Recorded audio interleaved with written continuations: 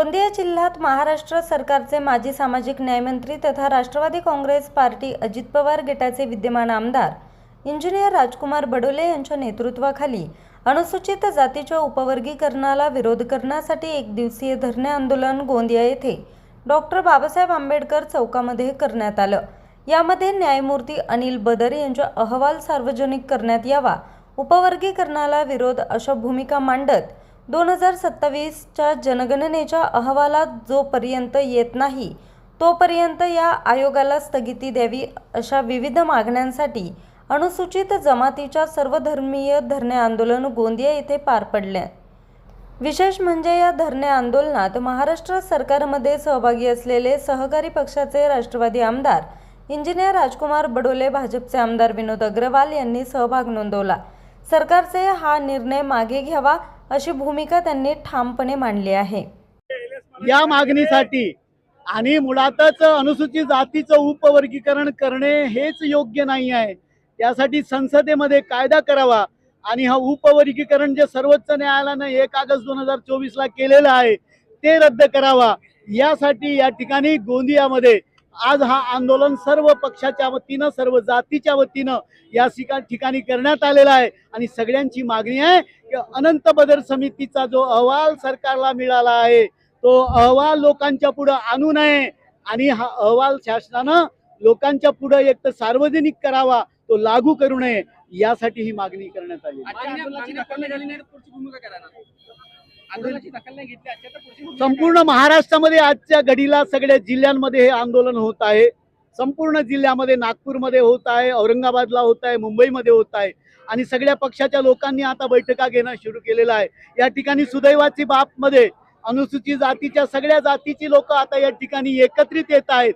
त्याचबरोबर ओबीसी समाजाची, अनुसूचित जमातीची, या सगळ्या समाजाची लोक याला पाठिंबा देत आहेत आणि म्हणून संपूर्ण महाराष्ट्रामध्ये हे आंदोलन होणारच आहे आणि समजा सरकारनं या ठिकाणी दखल घ्यावी एवढंच या ठिकाणी आम्ही म्हणतोय। आता पूर्ण जिल्ह्यांमध्ये जिल्हानिहाय आपण या ठिकाणी बैठका घेत आहोत, विभाग पातळीवर बैठका होतील आणि नंतर मुंबईमध्ये प्रचंड मोठ्या प्रमाणामध्ये या बाबतीतला मोर्चा आपण काढणार आहोत। सर, आपण सत्तेत आहात आणि सत्तेत असताना सुद्धा हा आव्हान आपण सरकारला देतात। मुळातच हा सत्तेचा प्रश्न नाही आहे। आता आपण या ठिकाणी ओबीसीच्या जेव्हा आंदोलनाची गोष्ट केली तेव्हा त्याचं नेतृत्व सत्ता पक्षाच्या अनेक आमदारांनी केलेलं आहे। अनुसूचित जमातीच्या बाबतीत जेव्हा जेव्हा आंदोलन झालं किंवा धनगर समाजाच्या बाबतीत जेव्हा जेव्हा आंदोलन झालं तेव्हा तुम्ही पाहिलं का सत्ता पक्षातल्या लोकांनी पण पुढे येऊन आंदोलन केलं। त्याच्यामुळे एका पक्षाचं आंदोलन मुळातच नाही आहे। हा अनुसूचित जातीचं उपवर्गीकरण करणं हेच संविधानाच्या कलम 14 अन्वये हे चुकीचं आहे आणि म्हणून ही मागणी सगळ्या पक्षाच्या लोकांनी, सगळ्या 59 अनुसूचित जातीच्या लोकांनी, माझ्या सगळ्या समाज बांधवांनी या ठिकाणी केली आहे आणि म्हणून अनंत बदर समितीचा अहवाल सार्वजनिक करावा, त्याची वेळ वाढवून द्यावी सरकारनं आणि संसदेमध्ये सरकारनं कायदा करावा आणि त्या ठिकाणी उपवर्गीकरण रद्द करावं किंवा 2027 ला ऑलरेडी जातीय जनगणना होत आहे तोपर्यंत सरकारनं यावर कोणतीही कार्यवाही करू नये, एवढं या ठिकाणी आम्ही मागणी करतो। आज या ठिकाणी प्रामुख्याने अनुसूचित जातीमध्ये वर्गीकरणाचा जो मुद्दा सुप्रीम कोर्टाने जो निकाल दिलेला आहे आणि त्या माध्यमातून खऱ्या अर्थाने यामध्ये अनुसूचित जातीचे लोकप्रतिनिधी असतील, जनता असेल, आरक्षणाचे तुकडे तुकडे पाडले पाहिजे यांच्या भावना लक्षात घेऊन आणि सर्वांना कोणाला अन्याय होणार नाही या सर्व भावनांचा विचार करून सरकारने निर्णय घ्यावा याकरता हा मोर्चा आहे आणि खऱ्या अर्थानं कोणतेही सरकार कोणत्याही समाजाच्या विरोधामध्ये नसते। मी सत्ताधारी असलो तरी तुम्ही आम्ही बघत आहात की आमच्या पक्षाचे अनेक लोक या ठिकाणी उपस्थित आहेत आणि सर्व लोकांना न्याय देणे आमच्या शासनाची भूमिका आहे।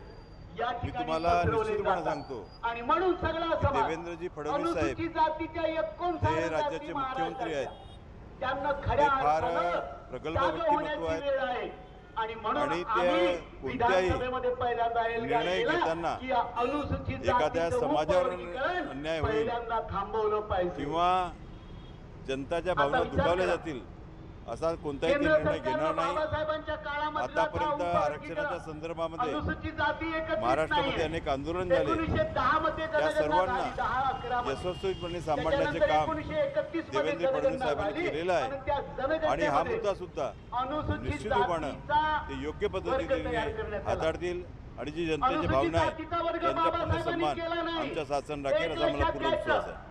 न्यूज रिपोर्टर चेतन समरीत, आज 24 तास, गोंदिया.